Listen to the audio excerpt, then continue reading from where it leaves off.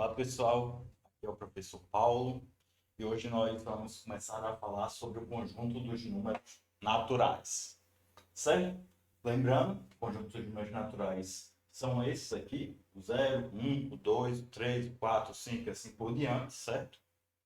Alguns autores consideram o 0 como não sendo natural, certo? Já que a gente não começa a contar a partir do zero, mas aqui a gente vai considerar.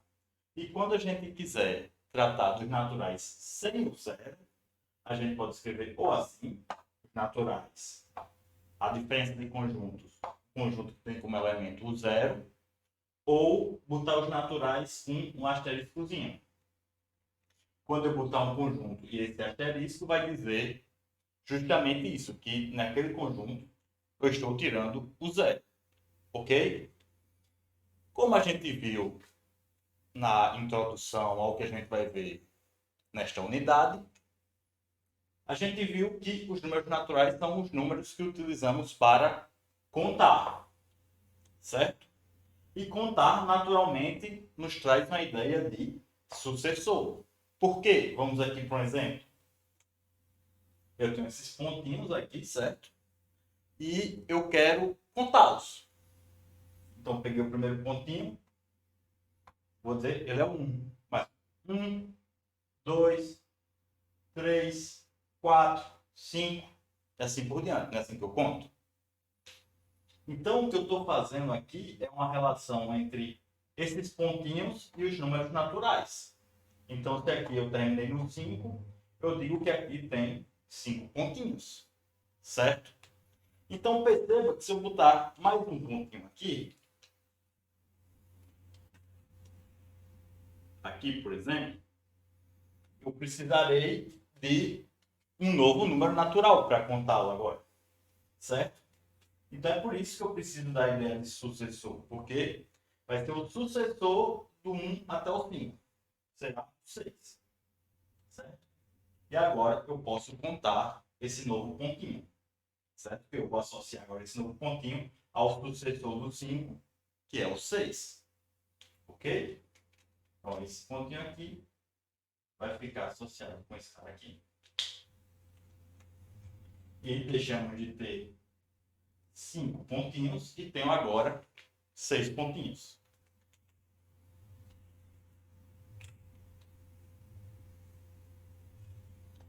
Então, ok. Já que contar dá uma ideia de sucessor, se eu fizer esse sucessor várias vezes, eu tenho uma ideia de adição, como a gente vai ver no decorrer da aula de hoje. Já que eu tenho uma adição, eu posso fazer a adição sucessivas vezes e tenho uma multiplicação. Ok?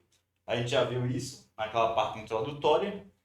E já que eu tenho um sucessor e tenho uma adição, eu posso botar uma ordem nos naturais. Como assim uma ordem? Eu posso dizer quando um número é maior ou menor do que outro. E é esse esquema aqui que a gente vai tentar seguir na aula de hoje para falar sobre os números naturais. A gente vai começar olhando como é que a gente conta, o que é o sucessor. Em seguida, vai utilizar o sucessor para definir a adição. Da adição, a gente define uma ordem e uma multiplicação. Certo? Primeiramente, vamos ver como é que os naturais são tratados à vista da teoria de conjuntos, tá? Então, esse cara aqui, esse matemático John von Neumann, ele deu aquela representação dos naturais que nós vimos quando estávamos falando sobre conjuntos, que seria o zero. Vou representar, quando for tratar como conjunto, eu vou botar esse Vn de von Neumann, tá? Para não confundir com os números sem tratar rigorosamente com a teoria dos conjuntos, tá? Então, o zero seria o vazio, o 1 seria o conjunto que tem como elemento o zero daqui, tá? Então, o conjunto que tem como elemento vazio. O 2 seria o conjunto de todos os naturais antes dele, ou seja, do 0 e do 1, tá? Então, como o 0 é o vazio e o 1 é esse cara aqui, seria esse conjunto aqui. Tem como elemento vazio e o conjunto que tem o vazio como elemento. Aí quem seria o 3? Seria o conjunto formado pelo 0, pelo 1 e pelo 2. E assim por diante. Certo? Então, aqui em conjuntos, a gente já pode ver uma ideia de sucessor. Dado um conjunto A, tá? A um conjunto qualquer, a gente diz que A mais, esse A com esse mais em cima, é o sucessor do conjunto A, que também vai ser um conjunto. Ele é dado da seguinte forma: você une o A, tá? Esse conjunto aqui, que está aqui, com o conjunto que tem o A como elemento, certo? Isso nos fornece uma boa ideia de sucessor, coincide justamente com a ideia que nós conhecemos. Por quê? Por causa do seguinte, até escrever aqui já. Tem um axioma da teoria dos conjuntos, que a gente vai ver já já, que se chama o axioma da regularidade, que garante que esses dois caras aqui, ou seja, o A e o seu sucessor, são diferentes. E também, pela própria construção aqui do sucessor, tá? A gente vê que o A está contido no sucessor dele. Então, eu tenho, vou escrever isso aqui, aqui. Eu tenho que o A está contido no sucessor dele. E eu sei que o sucessor dele não é igual ao próprio A, certo? Então, se eu tomar o sucessor do sucessor, eu vou ter isso novamente. Ou seja, o sucessor do sucessor vai ser um conjunto que contém o sucessor do A e, ao mesmo tempo, ele não é igual. Ou seja, eu estou criando aqui um conjunto cada vez maior. Ou seja, se eu tenho aqui, por exemplo, como sendo 2, esse conjunto aqui, que seria o sucessor dele, seria um conjunto que contém esse daqui e maior. E se você botar aqui, usando essa definição de sucessor de conjuntos, utilizando os naturais de von Neumann, você vê que coincide bem com o que nós conhecemos sobre sucessor. Por exemplo, o sucessor do natural número 1, tá? Então, vamos escrever aqui separado para ficar mais fácil. O sucessor do 1, a gente vai e aplica a definição de sucessor. O que é o sucessor? É você unir o próprio conjunto com um conjunto que tem ele como elemento. Nesse caso aqui, o sucessor desse cara aqui vai ser ele, unido com o conjunto que tem ele como elemento, certo? Então, sendo que agora, quem é o 1? Quem é o 1 de von Neumann? É esse conjunto aqui. Vou escrever aqui.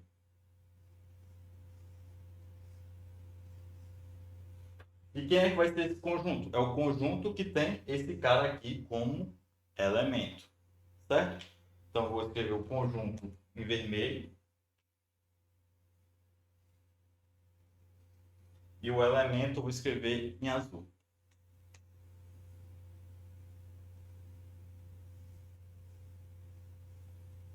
E quem é que vai ser a união deles dois? O que é a união de conjuntos? São todos os conjuntos, são todos os elementos daqui junto com todos os elementos daqui, certo? Então, vai ser um conjunto, tá? Um conjunto que vai ter todos os elementos daqui. Quem são os elementos desse primeiro conjunto? É o vazio. Tem o vazio e acabou. E desse daqui, quem é o elemento? É o conjunto que tem o vazio aqui. Então, o outro elemento que vai estar aqui vai ser justamente ele. E acabou os elementos daqui também. Então, a união deles dois dá isso aqui. Sendo que se eu olhar quem é isso aqui, aqui, ó, percebe que é a mesma coisa? Isso aqui é justamente o 2 de von Neumann. Ou seja, o sucessor do 1 é o 2, como é de se esperar, certo? E agora, sobre de onde vem isso aqui, de poder construir o sucessor 1, vai construir um sucessor de um, sucessor do outro, sucessor e sucessor e sucessor. Vem primeiramente desse cara aqui, que se chama de axioma da regularidade, certo? que é um axioma da teoria de conjuntos lá, Zernelo Franco, etc., que eu simplifiquei aqui para a gente ver rapidamente, já que esse não é o foco do curso, tá? Mas vamos ler aqui. Para todo conjunto de conjuntos não vazio, tá? Então tem um conjunto de conjuntos que é não vazio, você tem algum conjunto aqui dele, né? Algum elemento dele, que é um conjunto X. Existe um elemento dele, um Y pertencente a X, tal que a interseção entre o X e o elemento dele, que também é um conjunto, tá? Já que é um conjunto de conjuntos, é vazio, certo? Então é isso que diz o axioma da regularidade. Utilizando o axioma da regularidade, é possível mostrar isso aqui, que não existem dois conjuntos X e Y, tais que o X pertence a Y e o Y pertence a X. E depois de provar isso, você utiliza isso e mostra que não existe um conjunto X, tal que o X pertença ao próprio X. Então, voltando aqui para a ideia do sucessor, como não existe um conjunto tal que ele pertença a ele, então, se eu pego o A, por exemplo, esse conjunto A, eu sei que o A não pertence a A. Por quê? Porque não existe um conjunto que ele pertença a ele mesmo, certo? Que foi o que a gente acabou de ver aqui. Então, já que o A não pertence a A, esta união aqui, certo? Que vai ter como elemento A, certo? Então, o A vai pertencer a mais, certo? Já que eu estou unindo com esse conjunto aqui que tem como elemento A, eu vou ter que o A é diferente do A mais. Por que é diferente, novamente? Porque eu tenho que aqui, no sucessor, eu tenho o A como elemento, tá? E aqui, nesse A, o A não é elemento. Por que não é elemento? Porque a gente acabou de ver aqui. Ok? Então, eles são diferentes. Tem um elemento aqui que não está aqui. E como esse cara aqui, ó, o sucessor do A é A unido com alguma coisa, eu tenho que esse cara contém o A. Então eu tenho que eles são diferentes, certo? São diferentes. Eu também tenho que o A está contido no A mais. Por quê?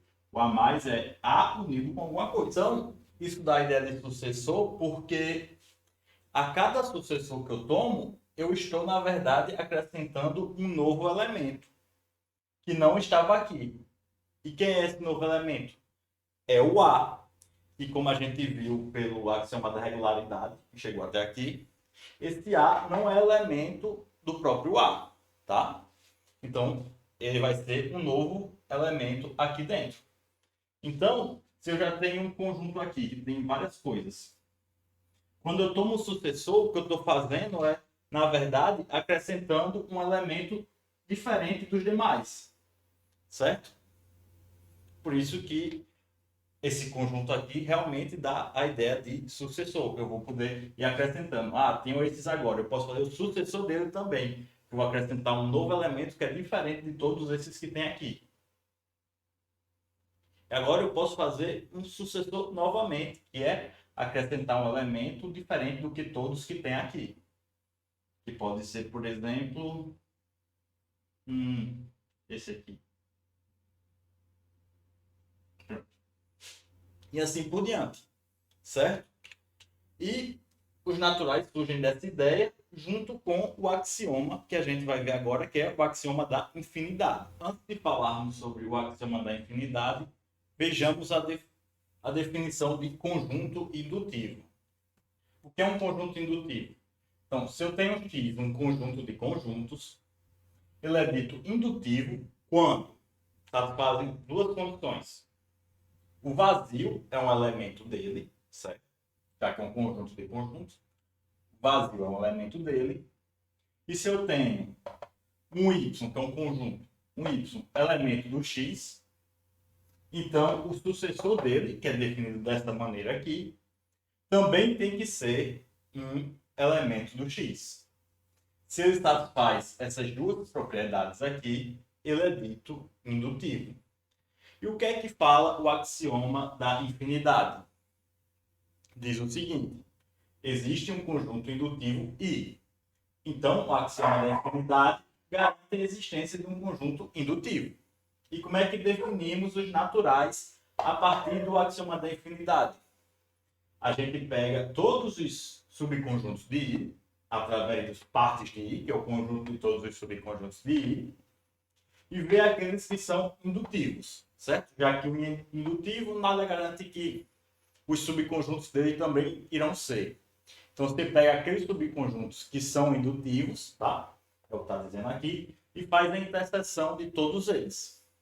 E isso vai nos dar esse conjunto aqui, o ômega minúsculo, tá? Tem um ômega maiúsculo, que você deve conhecer assim, e o ômega minúsculo, que é esse aqui. E é desse jeito que é chamado os naturais na teoria de conjuntos. Beleza? Então, você pode ver como os naturais tendo o menor dos conjuntos indutivos, de certa maneira.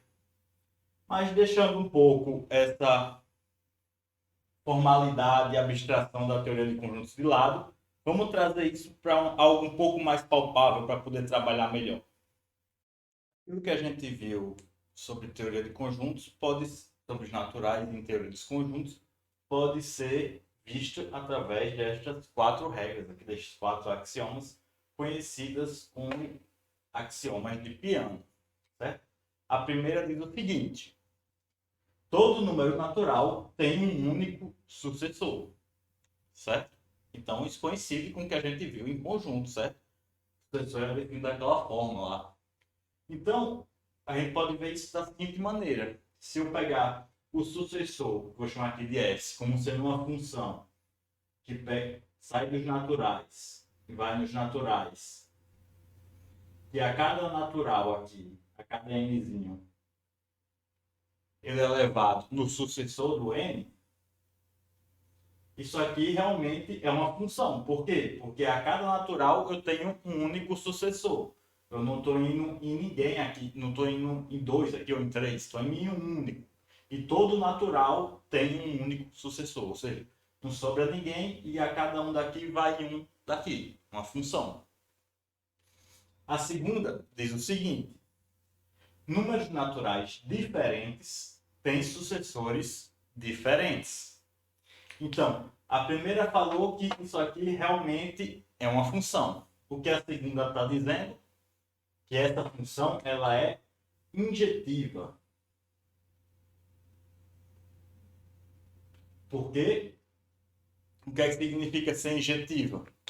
Significa que 2 elementos diferentes aqui têm que ir em caras diferentes aqui. Certo? Então, se eles têm sucessores diferentes, então se eu pego um m aqui que é diferente desse m, o sucessor desse m também tem que ser diferente do sucessor do m. Certo? Então, por isso que essa tem que ser injetiva. É o que fala na 2. A 3 fala o seguinte: existe um único natural que não é sucessor de nenhum outro. Que natural é esse? O zero. No caso daqueles autores que não tratam o zero como sendo natural, seria o 1. Mas sempre irá haver um que não é sucessor de nenhum outro. É onde nós começamos o nosso conjunto. Certo? E a 4 diz o seguinte: seja x um subconjunto, tá? Contendo os naturais, ou seja, x um subconjunto dos naturais. Se o zero é um elemento de x, tá? O zero está em x, e o sucessor de todo elemento de x ainda pertence a x, ou seja, se um exemplo, o 5 pertence a x, o sucessor dele também tem que pertencer a x, ou seja, o 6 também tem que pertencer a x. Se o 6 pertence a x, então o sucessor dele também tem que pertencer a x, ou seja, o 7 tem que pertencer a x. E assim por diante. Então, se o 0 está no x e o sucessor de todo elemento de x ainda pertence a x, então o x é o conjunto dos números naturais. Isso aqui vem justamente daquilo que a gente viu lá do axioma da infinidade sobre um conjunto indutivo, etc. Certo? E esse quarto axioma aqui, talvez seja um dos mais importantes aqui, é conhecido por axioma da indução.